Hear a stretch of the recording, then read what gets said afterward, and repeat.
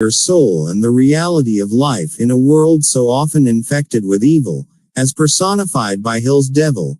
Q. Aren't you a little hard on the schools and the churches? A. No, I am merely describing them as they are, without bias or prejudice. Q. Aren't the schools and the churches your bitter enemies? A. Their leaders may think they are, but I am impressed only by facts. The truth is this, if you must know it. The churches are my most helpful allies and the schools run the churches a close second. Q. On what specific or general grounds do you make this claim? A. On the grounds that both the churches and the schools help me to convert people to the habit of drifting. Q. Do you realize that your charge is substantially a sweeping indictment of the two institutions of major importance which have been responsible for civilization, in its present form? A. Do I realize it? Man alive, I gloat over it. If the schools and churches had taught people how to think for themselves, where would I be, now? Q. This confession of yours will disillusion millions of people whose only hope for salvation is in their churches. Isn't that a cruel thing to do to them? Wouldn't most people be better off living in the bliss of ignorance than to know the truth about you? A. What do you mean by the term, salvation? From what are people being saved? The only form of enduring salvation that is worth a green fig to any human being is that which comes from recognition of the power of his own mind. Ignorance and fear are the only enemies from which men need salvation. Q. You seem to hold nothing sacred. A. You are wrong. I hold sacred the one thing which is my master, the one thing I fear. Q. What is that? A. The power of independent thought backed by definiteness of purpose. Q. Then you do not have many people to fear. A. Only 2 out of every 100 to be exact. I control all others. Q. Let's give the churches a rest and get back to the public schools. Your confession has shown clearly that you thrive and perpetuate yourself from one generation to another by the clever trick of taking over the minds of children before they have the chance to learn how to use their minds. I wish to know what is wrong with a public school system that permits the devil to control so many people.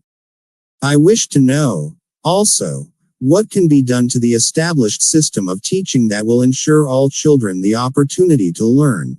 First, that they have minds, and second, how to use those minds to bring spiritual and economic freedom. I am putting the question to you definitely enough, and since you have stressed the importance of definiteness of purpose, I am here and now putting you on notice that your answer to my question must be definite. A. Wait a moment while I catch my breath. You have given me quite an order. It seems strange that you would come to the devil to learn how to live. I should think you would go to my opposition. Why don't you? Q. Your Majesty, it is you who are on trial here, not I. I want the truth and I am not particular as to the source from which I get it. There is something radically wrong with the system of education that has given us a balance sheet with life that shows us hopelessly in the red and groping for the road to self-determination as if we were so many animals lost in the jungle. I want to know 2 things about this system. First, what is the major weakness of the system? Second, how can this weakness be eliminated? The floor is yours again. Please stick to the question and stop trying to decoy me into the discussion of deep, abstract subjects. That's definite, is it not? A. You leave me no choice but that of direct answer. To begin with, the public school system approaches the subject of a doucation from the wrong angle. The school system endeavors to teach children to memorize facts, instead of teaching them how to use their own minds. Q. Is that all that is wrong with the system? A. No, that is only the beginning. Another major weakness of the school system is that it does not establish in the minds of children either the importance of definiteness of purpose or make any attempt to teach youths how to be definite about anything. The major object of all schooling is to force the students to cram their memories with facts instead of teaching them how to organize and make practical use of facts. This cramming system centers the attention of students on the accumulation of credits, but overlooks the important question of how to use knowledge in the practical affairs of life. This system turns out graduates whose names are inscribed upon parchment certificates, but whose minds are empty of self-determination. The school system got off to a bad start at the beginning. The schools began as institutions of higher learning, operated entirely for the select few whose wealth and family enticed them to education. Thus the entire school system was evolved by beginning at the top and working back down to the bottom. It is no wonder the system neglects to teach children the importance of definiteness of purpose when the system, itself, has literally evolved through indefiniteness. Q. What would correct this weakness of the public school system? Let's not complain of the weakness of the system unless we are prepared to offer a practical remedy with which it can be corrected. In other words, while we are discussing the importance of definiteness of plan and purpose, let us take our own medicine and be definite. A. Why don't you lay off the schools and churches and save yourself plenty of trouble? Don't you know that you are poking your nose into the affairs of the two forces that control the world?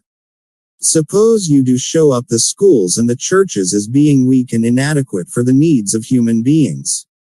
What then? With what are you going to replace these two institutions? Q. Stop trying to evade my questions by the old trick of asking a counter question. I do not propose to replace the schools and churches. But I do propose to find out, if I can, how these organized forces can be modified so they will serve people instead of keeping them in ignorance. Go ahead, now, and give me a detailed catalog of all the changes in the public school system which would improve it. A. So you want the entire catalog, do you? Do you want the suggested changes in the order of their importance? This is another point at which the questioner forces the devil out of his comfort zone. It is amusing and instructive to witness this exchange, which provides a road map for improvement of our public schools. Q. Describe the changes needed just as they come to you.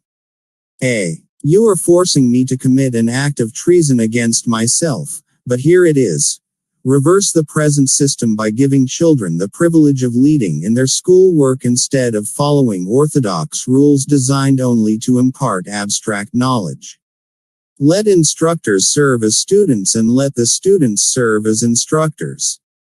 As far as possible, organize all school work into definite methods through which the student can learn by doing, and direct the class work so that every student engages in some form of practical labor connected with the daily problems of life. Ideas are the beginning of all human achievement.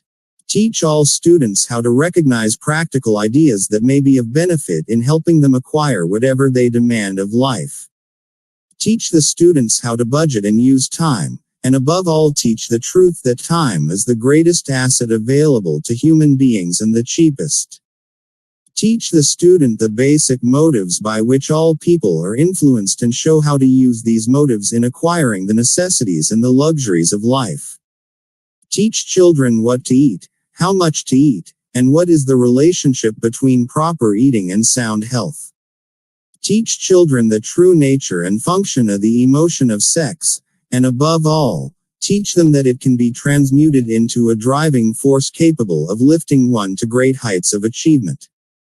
Teach children to be definite in all things, beginning with the choice of a definite major purpose in life. Teach children the nature of impossibilities for good and evil in the principle of habit, using as illustrations with which to dramatize the subject the everyday experiences of children and adults.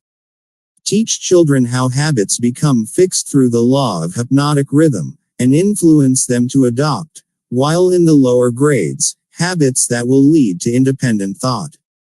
Teach children the difference between temporary defeat and failure, and show them how to search for the seed of an equivalent advantage which comes with every defeat. Teach children to express their own thoughts fearlessly and to accept or reject, at will, all ideas of others, reserving to themselves, always, the privilege of relying upon their own judgment. Teach children to reach decisions promptly and to change them, if at all, slowly and with reluctance, and never without a definite reason. Teach children that the human brain is the instrument with which one receives, from the great storehouse of nature, the energy which is specialized into definite thoughts, that the brain does not think, but serves as an instrument for the interpretation of stimuli which cause thought. Teach children the value of harmony in their own minds and that this is attainable only through self-control. Teach children the nature and the value of self-control. Teach children that there is a law of increasing returns which can be and should be put into operation, as a matter of habit, by rendering always more service and better service than is expected of them. Teach children the true nature of the golden rule, and above all show them that through the operation of this principle, everything they do to and for another they do also to and for themselves. Teach children not to have opinions unless they are formed from facts or beliefs which may reasonably be accepted as facts. Teach children that cigarettes, liquor, narcotics, and overindulgence in sex destroy the power of will and lead to the habit of drifting. Do not forbid these evils, just explain them. Teach children the danger of believing anything merely because their parents, religious instructors, or someone else says it is so. Teach children to face facts, whether they are pleasant or unpleasant, without resorting to subterfuge or offering alibis. Teach children to encourage the use of their sixth sense through which ideas present themselves in their minds from unknown sources, and to examine all such ideas carefully. Teach children the full import of the law of compensation as it was interpreted by Ralph Waldo Emerson, and show them how the law works in the small, everyday affairs of life. Teach children that definiteness of purpose, backed by definite plans persistently and continuously applied, is the most efficacious form of prayer available to human beings. Teach children that the space they occupy in the world is measured definitely by the quality and quantity of useful service they render the world.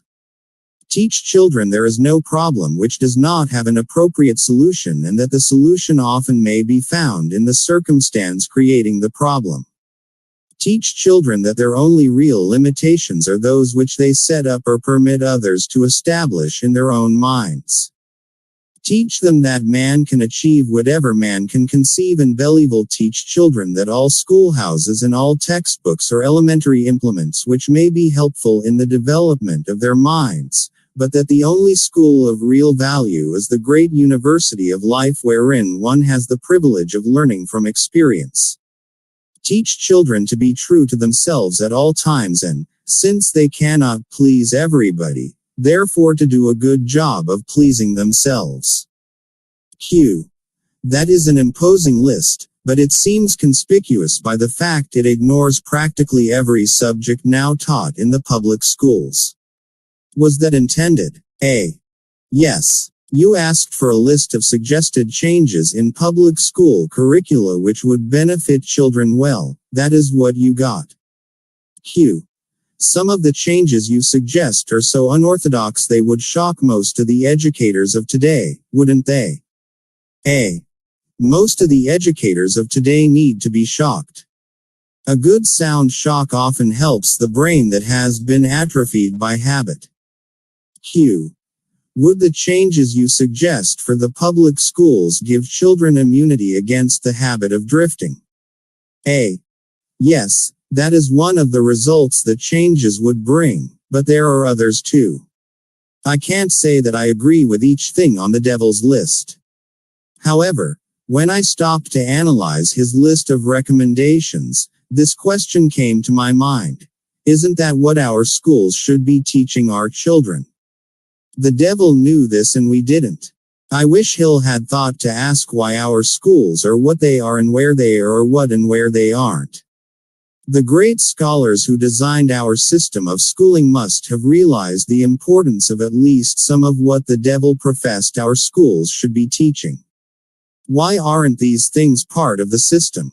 How could the original architects of what is today our compulsory education system have been so far off target? The devil did make the claim that the school system is one of his primary vehicles for creating and sustaining his large army of drifters. Could it be? Q. How could the suggested changes be forced into the public school system?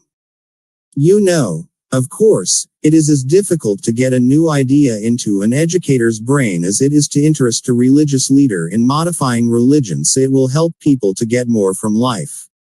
Any of you who have tried to work to make changes in the public school system are probably nodding right now. A. The quickest and surest way to force practical ideas into the public schools is to first introduce the ideas through private schools and establish such a demand for their use that public school officials will be compelled to employ them. Q. Should any other changes be made in the public school system? A. Yes, many. Among other changes needed in all public school programs is the addition of a complete course of training in the psychology of harmonious negotiation between people.